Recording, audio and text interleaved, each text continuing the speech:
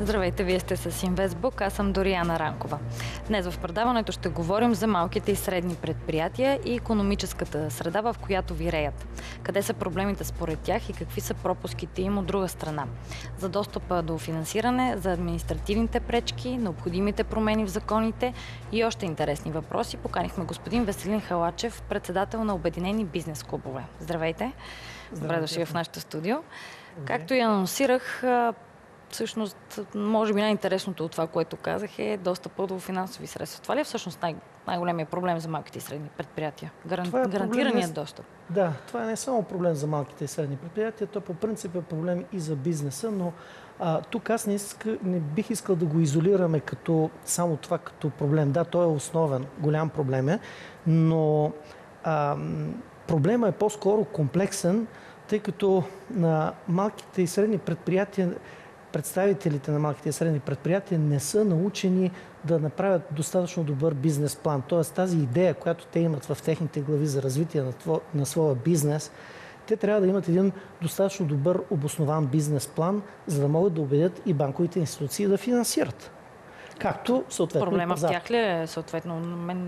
Извинявайте. Проблема в тях ли е така представено? Проблема е двустранен. Бих казал, в никакъв случай не съм от хората, които бих искал да защити банковата система само, но тук бизнеса също има и своите грешки. Тоест бизнеса също трябва малко повече да чете, да има малко по-добри планове, а иначе, че е доста трудно в момента финансирането, това е факт.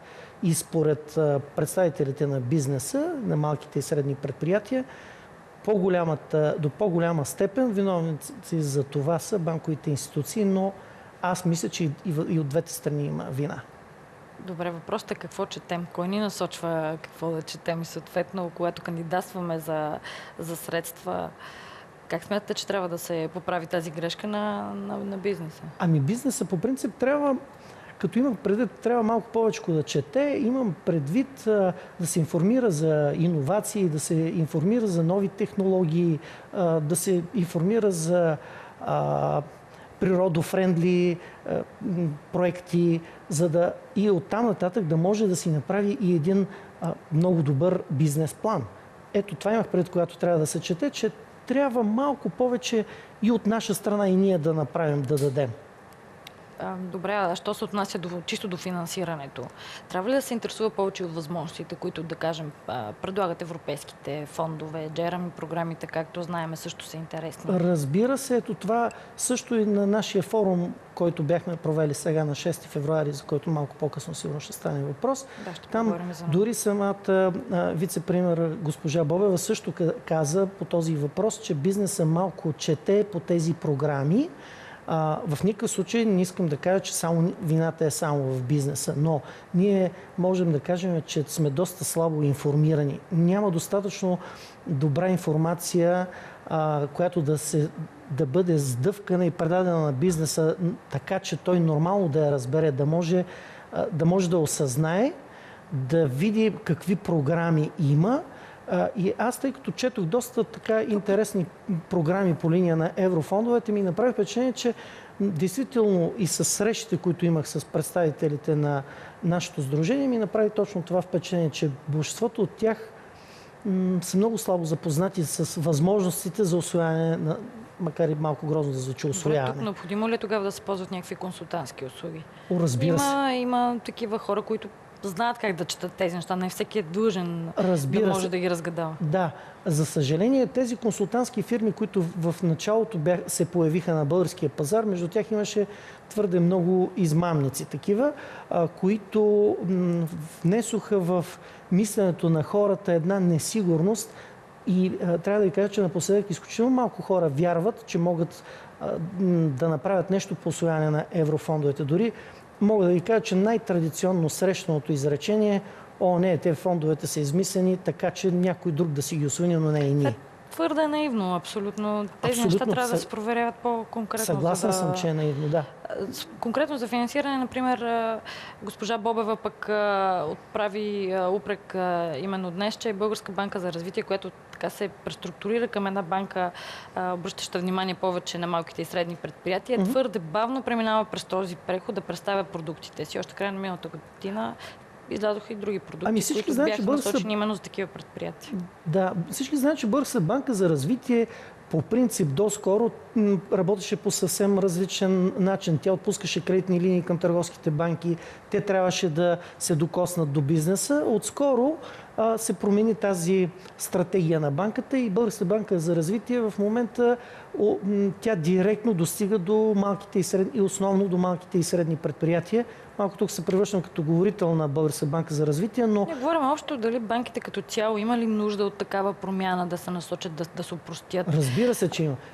И съответно търсят ли компаниите пък повече финансиране за оборотните си нужди или за инвестиции? Това е важно. И за двете. И за двете. Българската банка за развитие, това е силата в момента, че тя е действително обърната основно към малкия и среден бизнес. Тук зрителите е необходимо да знаят, че това все пак е банка с почти 100% държавно дялово участие.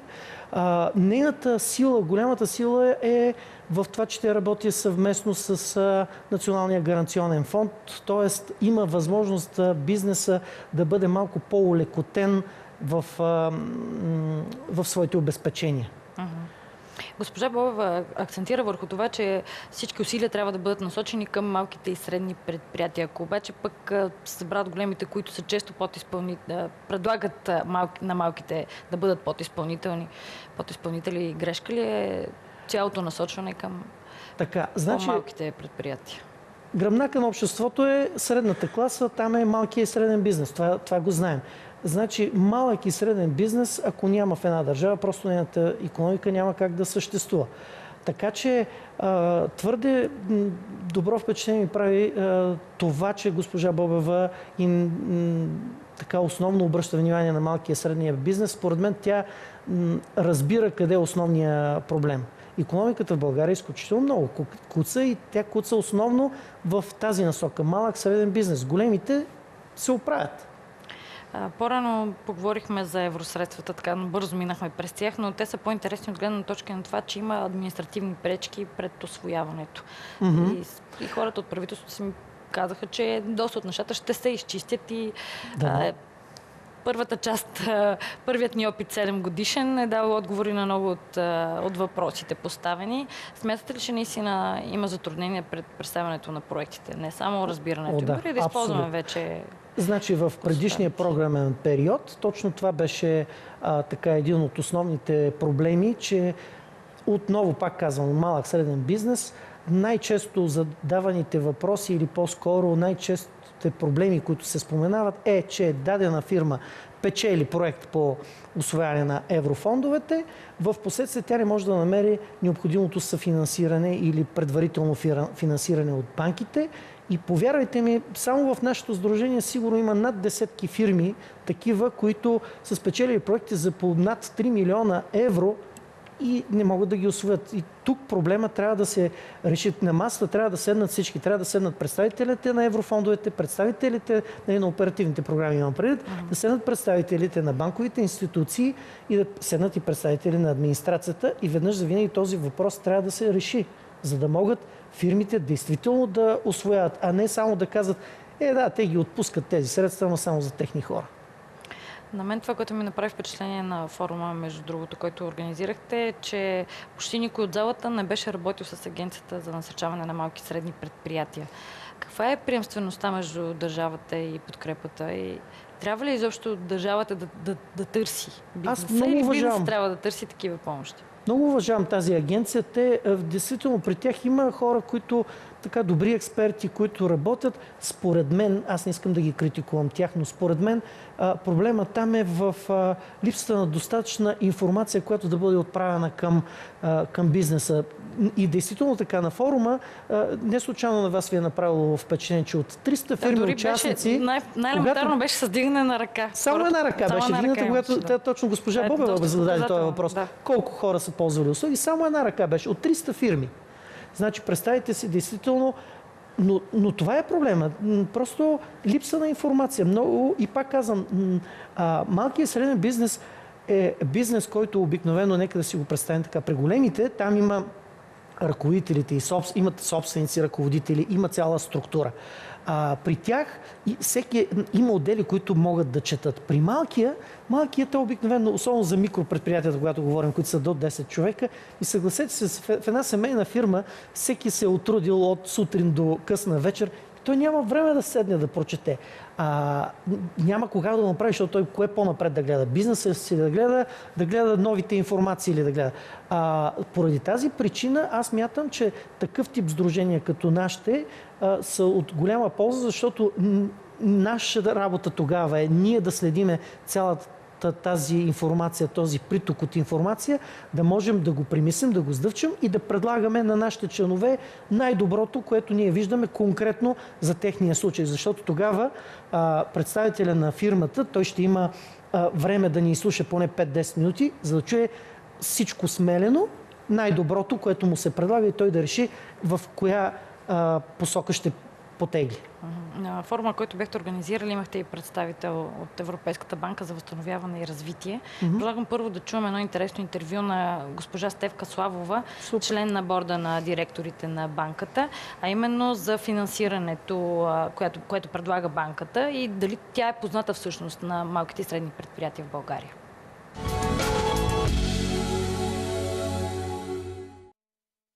Основните български търговски банки са клиенти на ЕБВР по различните кредитни линии и всъщност крайният бенефициент на тези кредитни линии би следвало да са именно малките и средни фирми. От друга страна се получава един парадокс, че говорейки си с собственици на малки и средни фирми, се оказва, че не достигат, че нямат лесно финансиране по една или друга причина.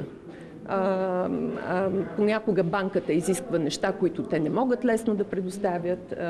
Всъщност тук бих искала да спомена, че ЕБВР може и е в състояние да предоставя и техническа помощ безвъзмездна на предприятия, на фирми, които примерно да си оправят счетоводните баланси, отчети, защото това е един от факторите, които влияят на това да е по-труден достъпа до кредитиране.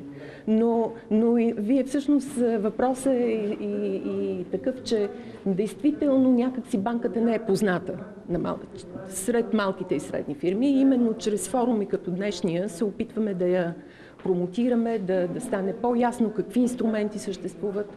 Аз съм доста активна в това отношение и всъщност имам и подкрепата на госпожа Бобева, на кабинета. Организирахме форум преди около 2-3 месеца, ноември месец, на който представихме различните международни финансови институции и по-специално ЕБВР и Международната финансова корпорация, тъй като ние финансираме на практика не суверенни, а частни проекти, какви инструменти съществуват, за да знаят те. Даже подготвихме и брошура за малкия и среден бизнес. Може би ни познават по-добре дори в столицата, в провинцията е по-трудно и затова и пътувам и често там.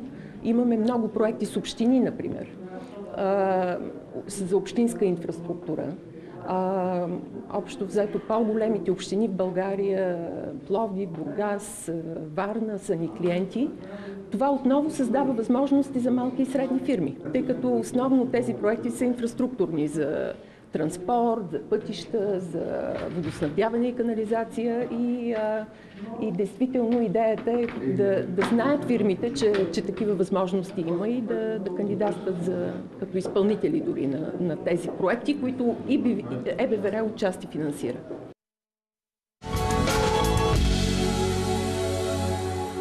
Обратно в студиото на Инвестбук. Господин Халачев, чухте коментара на госпожа Славова. Наистина, разпознаваема ли е банката сред малките и средни предприятия в България?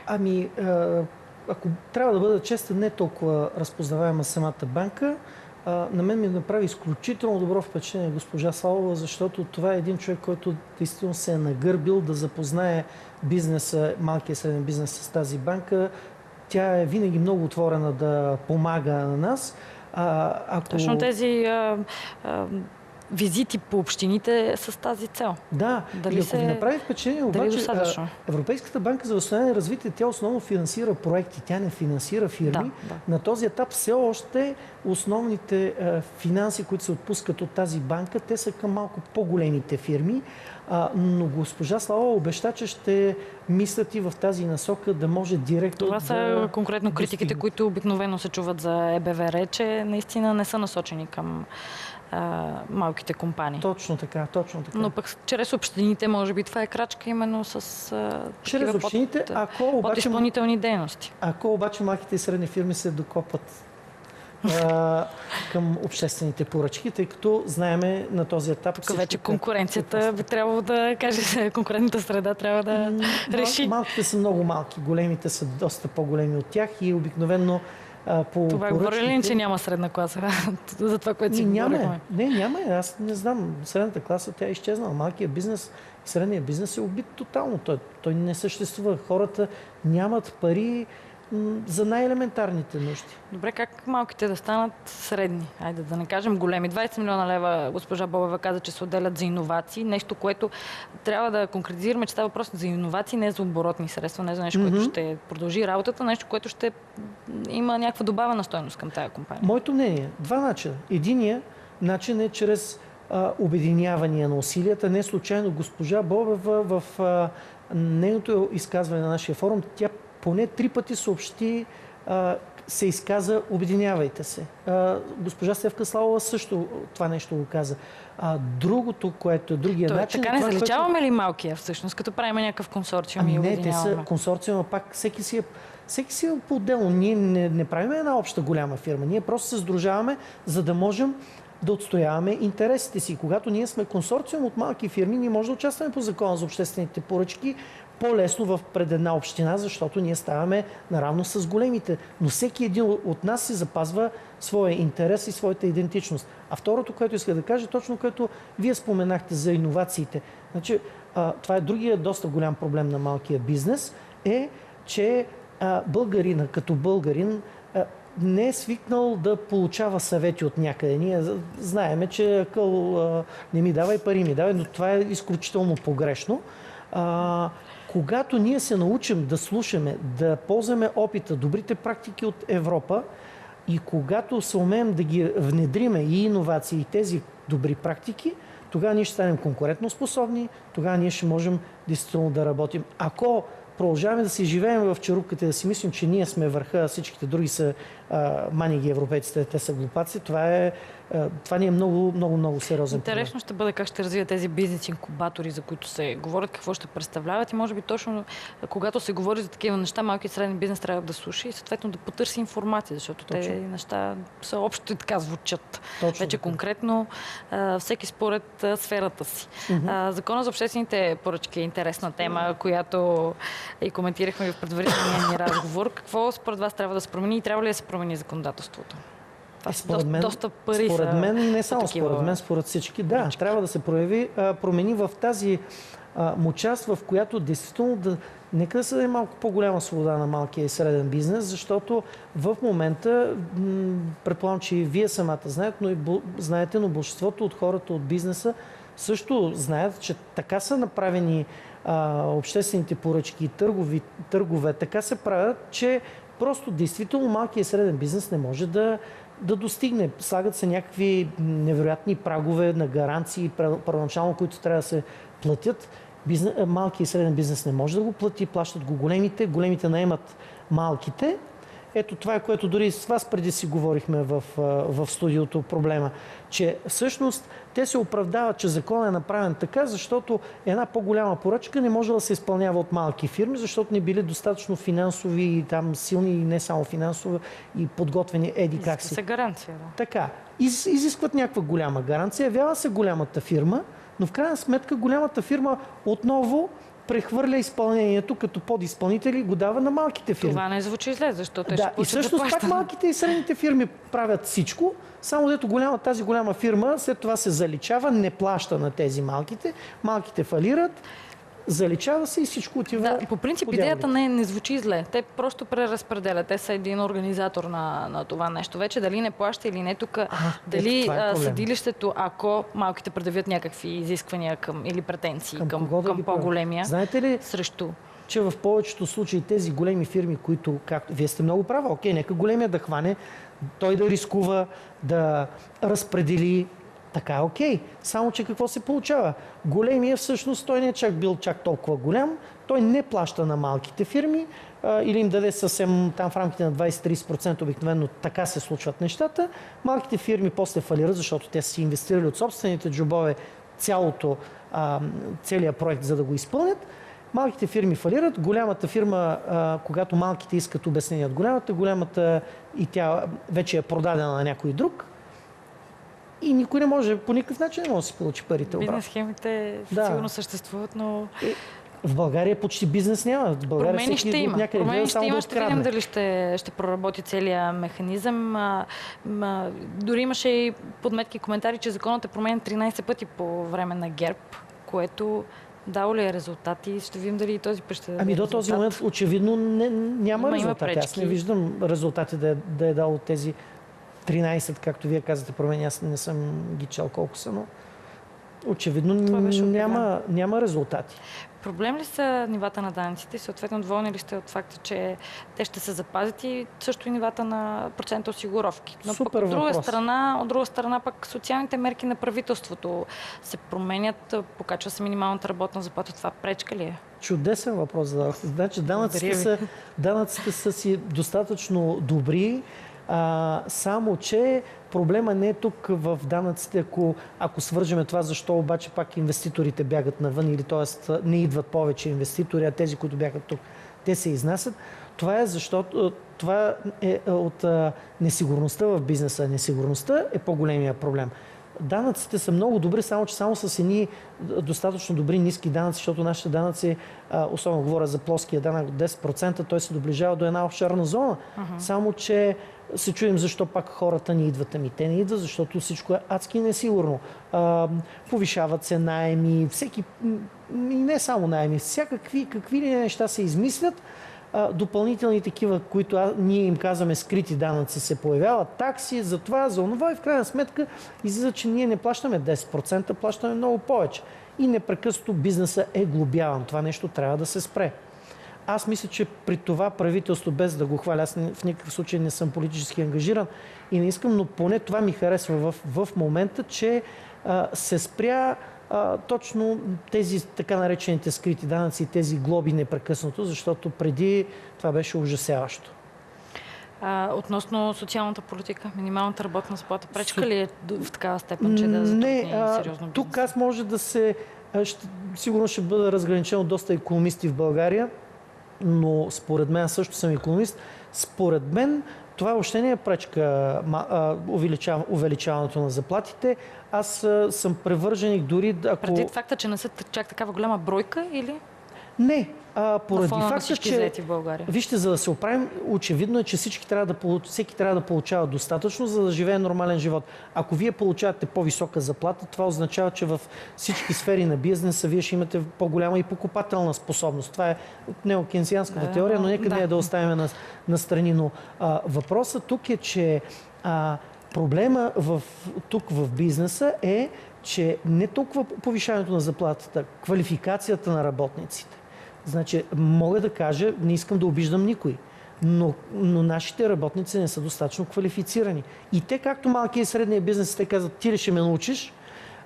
И те си мислят, че са много добре подготвени, но те не са добре подготвени. Тук трябва много сериозно да се помисли да бъдат по-добре квалифицирани работещите, както и представителите на микробизнеса.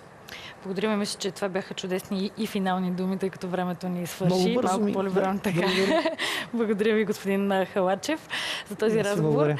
Това е всичко от нас за днес. Ако има теми, които искате да видите в предаването, пишете ни на имейла, който виждате изписан на екрана. Благодарим ви, че бяхте с нас. Останете с телевизия и радио България On Air.